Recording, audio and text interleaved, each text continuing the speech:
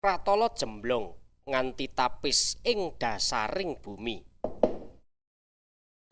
Jerone kliwat ukur uga peteng dedet tan ana sunar kang kuwasa madangi.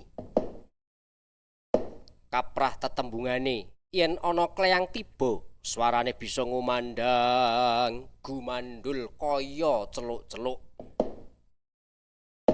Senadyan sarwa sarwi katon gawe giris parandene ing mriku dadi papan teteki pendhita kang awujud Sarparaja.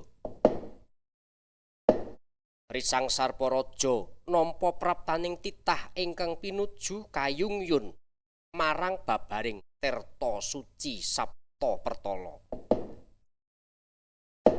Duh Penemban, kula sampun dumugi ing pundi-pundi papan anggen kula jajah desa amung upadi jimat slamet lan mulyaning gesang. Punapa ing papan mriki wenten Penemban? Nggih, yen sira ngupaya jimat, mula lakumu ing papan iki klebu keblasuk. Merga ora ana kang aran jimat ing papan iki. Jroning dasar pertala anane amung banyu. Nanging nyatanipun kula dipun tuntun dumateng Gusti kang karya jagat. Dumugi wonten ing papan mriki.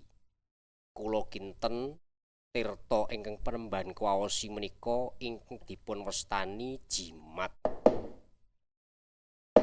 Yen arep sira arani jimat ya mangsa Badawa, kuwi karepmu.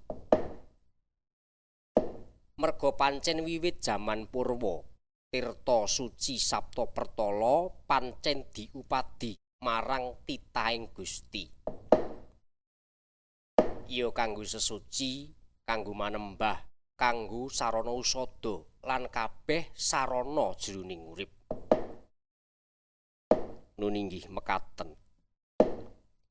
Yen titahing Gusti bisa nyrambahi gedhe-gedhene nyrawungi tirta suci Saptapertala, tak kira pancen isa dadi jimat.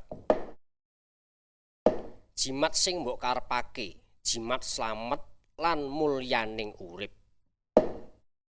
Nuninggih, kula pundi dawuh Sangadi Penemban.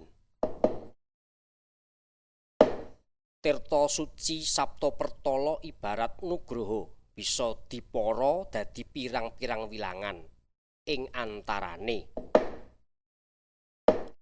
banyu kodrat, banyu mangkurat, banyu perwita, banyu idi putih, banyu situganda, banyu herjenjem, banyu ratu, banyu cumbu lan banyu wali panutup. Iku kabeh klebu daya, khasiat utawa kasektening banyu.